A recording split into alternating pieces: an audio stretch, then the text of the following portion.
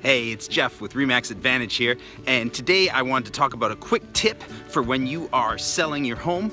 I want to talk about setting the right expectations.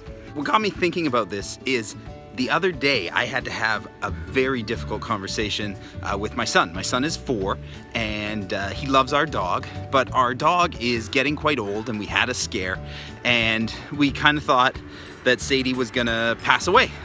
And she didn't, and that's great, and I hope she lives a long time, but I thought, you know, I need to start preparing him.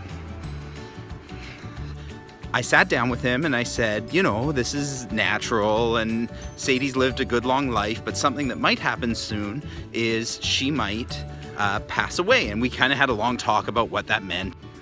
Where I screwed up is Asher asked me a question. He said, well, would that mean that we won't have a dog? And he was getting really upset. And I immediately tell him, like, no, buddy, when Sadie passes away, we'll get a new dog.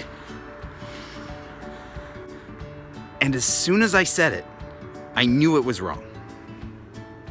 Now, Ash is actually looking forward to the thing. Because he's a kid and he doesn't know, and he just likes the idea of having a new dog. So he'll ask me, like, hey, Daddy, is Sadie gonna pass away yet? Because I want to get a gray dog, and I want it to be a puppy, and I want its name to be Rocky, and So how does this relate to real estate? Well, have you ever walked into a listing and had really high hopes and just been completely disappointed when you walk in?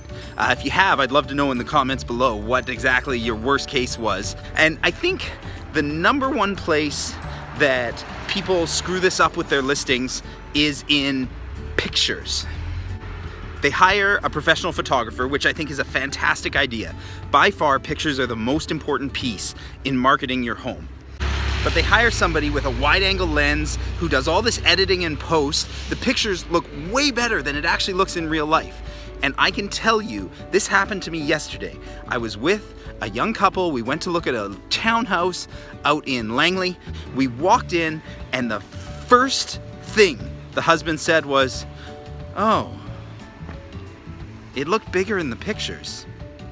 And this is what I know. If the first thing a potential buyer feels is disappointment, they are not buying your home. You are going to get way more showings, but they're not going to be good, and they're going to be quantity over quality. You want people who are excited when they walk through that door.